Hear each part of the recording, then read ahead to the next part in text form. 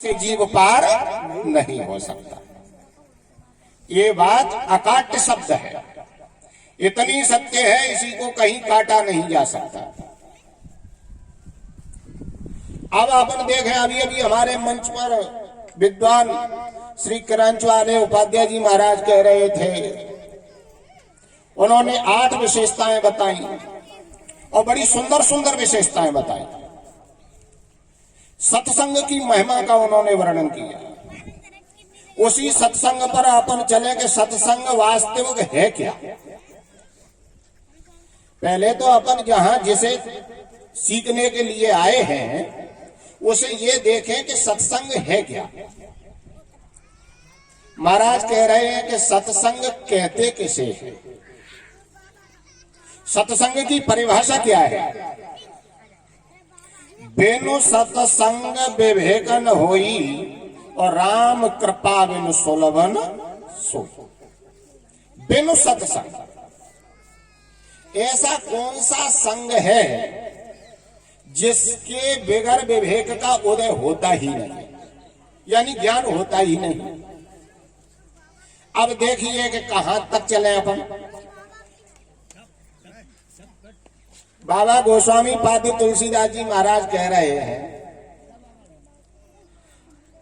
कि राम कहे तो चल, राम कहे तो चल, राम कहे तो चलो भाई रे, नाही तो भव बेगारे में रहिए, छूटत यति कठिनाई रे।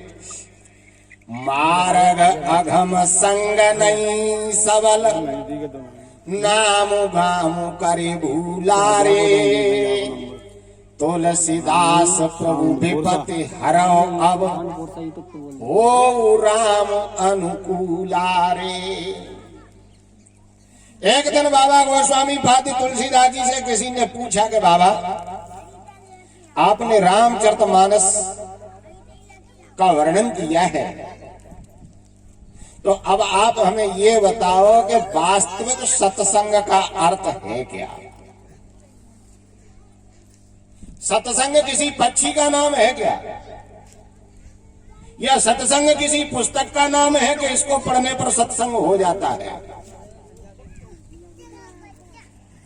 तो सत्संग की महिमा को देखो, ये भक्ति की महिमा रही।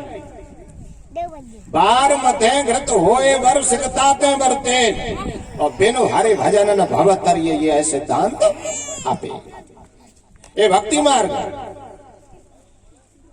अब सत्संग की महिमा को देखो कि एक बार श्री देवर्षि नारद भ्रमण कर रहे थे, और भ्रमण करते करते उनको पता चला कि सत्संग होना चाहिए।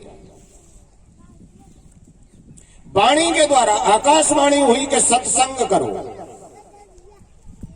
देवर्षि नारद पूरे लोक में भ्रमण करते रहे, और भ्रमण करते करते सभी साधु संत महात्मा सभी से पूछते रहे कि भैया सत्संग का अर्थ क्या होता है। अब कोई सामने मिल भी जाता है तो बोलता ही नहीं कि भैया हमको पता ही नहीं सत्संग है क्या। चत्वारा ऋषियामल। एक दिन क्या हुआ कि बद्रिकाश्रम से श्री ब्रह्मा जी महाराज के मानस पुत्र चले आ रहे थे चारों, सनक सनंदन सनातन सनत कुमार। देवर्षि नारद ने पूछा कि महाराज, उन्होंने कहा कि बाबा देवर्षि कि हाँ, परितः गम्यते कुत्र है, तुम ऐसे जल्दी जल्दी चले जा रहे हो जैसे कोई चोरी करके धन ले जाता हो। इतनी जल्दी कहां जा रहे हो। देवर्षि नारद ने कहा कि महाराज अब हम क्या बताएं, एक ऐसा हमारे ऊपर समय आया है कि एक बात ऐसी फंस गई है कि जो हम करना चाहते हैं कि क्या, कि हमने एक दृश्य देखा था, यमुना जी के किनारे 2 बालक पड़े हुए थे और एक माता थी। माता जवान थी, बालक वृद्ध थे, और उन दोनों को हम देख रहे थे तो बड़ा आश्चर्य हो गया कि क्या, कि मां जवान थी और पुत्र वृद्ध थे।